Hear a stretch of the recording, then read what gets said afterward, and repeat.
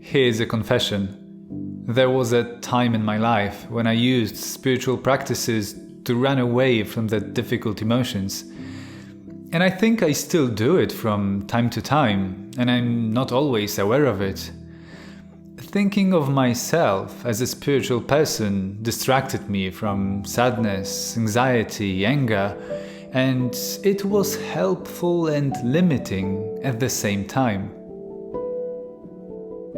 Understanding how spiritual bypassing works allowed me to embrace my spirituality in a deeper way. Let me tell you how I got there. During my travels to Southeast Asia, I've seen many faces of spirituality. Yet, I never expected to stumble upon communities of expats that seemed very experienced in their spiritual journeys. In Bali and Thailand, I met many people talking about raising your vibration, letting go of ego, and finding your true divine self.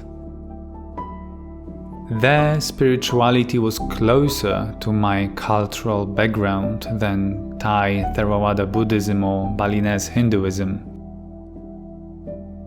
Seeing these people hugging, having deep conversations about the meaning of life, eating raw food, dancing to drum music, it all triggered a longing in me, longing to be a part of a community of people who raise their consciousness. The more I followed these enticing spiritual ideas, the more I felt at home. After a while, I started noticing that something wasn't right. For example, I looked down on people who were fearful or depressed. Or when I experienced anger or sadness, I felt guilty about it, as if these emotions were somehow not spiritual enough.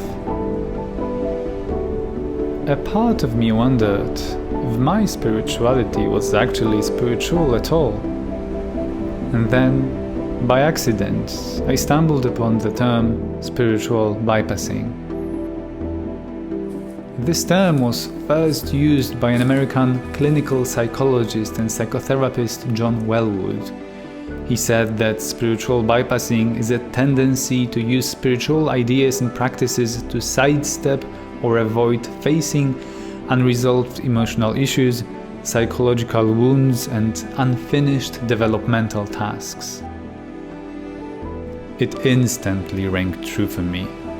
Sometimes I avoided difficult emotions altogether, cultivating positive thoughts in my head and believing that the law of attraction will do its job. Other times I dissociated from certain feelings and convinced myself that I'm just observing them in a meditative state.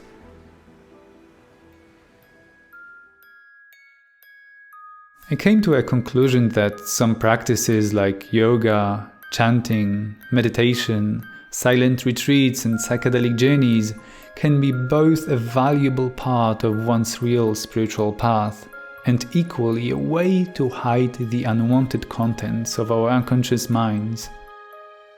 The intention is what makes the difference.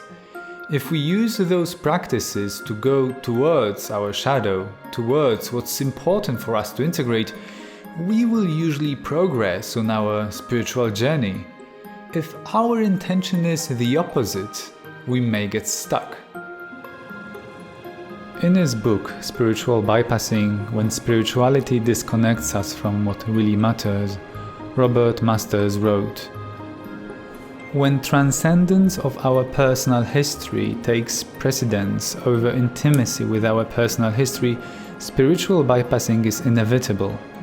To not be intimate with our past, to not be deeply and thoroughly acquainted with our conditioning and its originating factors, keeps it undigested and unintegrated and therefore very much present. It's absolutely normal and human to seek to avoid emotional pain. Indeed, the attempts to stay stable and not be overwhelmed are healthy strategies of various parts of ourselves.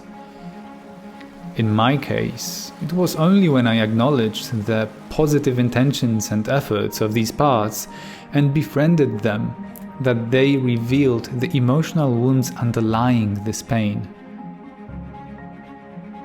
Then, with curiosity and compassion, I was able to begin my true spiritual journey. The journey of embracing all of my emotions and loving these parts of my inner family that I really wanted to get rid of.